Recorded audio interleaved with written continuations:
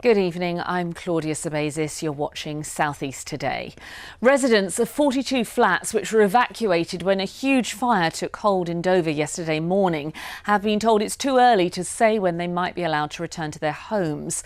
Many have been found emergency accommodation in local hotels, and the cause of the blaze is under investigation. Simon Jones reports. The fire is now out, but for the residents of the 42 flats in Conqueror House, their lives have been thrown into turmoil. Members of the MacLeod family came to see what, if anything, they could retrieve for their relatives, forced to leave their home in the early hours of yesterday morning when flames engulfed the building. I think they're mortified, to be honest. Granddad's a big fella, so they had to get him down the stairs. He didn't want to leave. Nan's shaken up. She's still a little bit confused that anything's gone on. Many items are gone, and basically their whole life is in there. So they're quite distraught.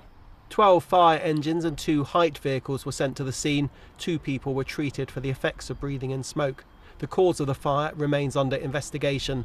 The Salvation Army and Red Cross stepped in to offer food and clothing. It's massive.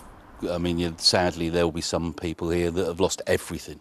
Fortunately, there was no loss of life, no injuries, but, they'll be waking up today knowing that the world they've really known has probably changed completely. So the important thing now is to try and get some sort of stability back in their lives.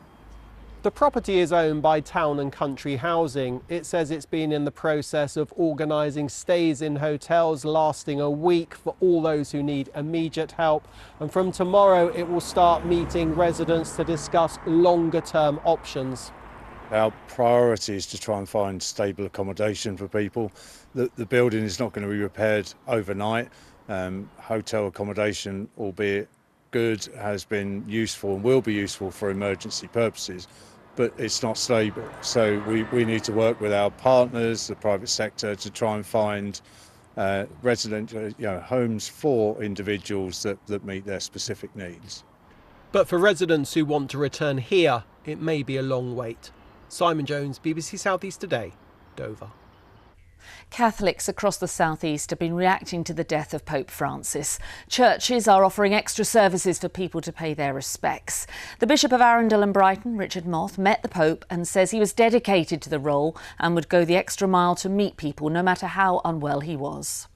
I remember one particular occasion when he hadn't been so well and was in a wheelchair. I was there for a conference, and we thought that he wouldn't greet us because he'd come for part of the conference, and we thought that he'd probably go and rest.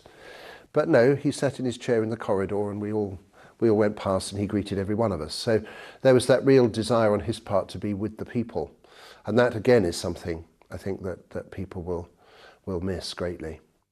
Gatwick says it's put in place robust improvement plans after it was revealed to be the UK's worst airport for flight delays. Departures were an average of more than 23 minutes behind schedule last year, according to the Civil Aviation Authority. A Gatwick spokesperson said it had been impacted by air traffic control restrictions in other parts of Europe. An internationally renowned artist is bringing his latest creations to Newhaven. Bruce Asbestos was born in Sussex, and his work is being shown in the town's marine workshop. Ian Palmer reports. It looks like a soft play area for children, but this art exhibition at the marine workshops in Newhaven is the creation of Bruce Asbestos, an internationally acclaimed artist. This is New Pop Max. So it's an exhibition really about contemporary pop art. So you'll find inflatables, paintings, and it's really just a kind of exciting collaboration between myself and Newhaven. Born and raised in Sussex, Bruce decided he wanted to be an artist at the age of 14. So I'm always looking to try and make work that says that it's all right to be kind of unique or odd. And each of these characters you look through, they've got their own kind of backstory, if you like. So I like when people come here and they think, oh, what's that about? The exhibition in Newhaven coincides with his show at Tate Modern's Turbine, where the 43-year-old was interviewed by children.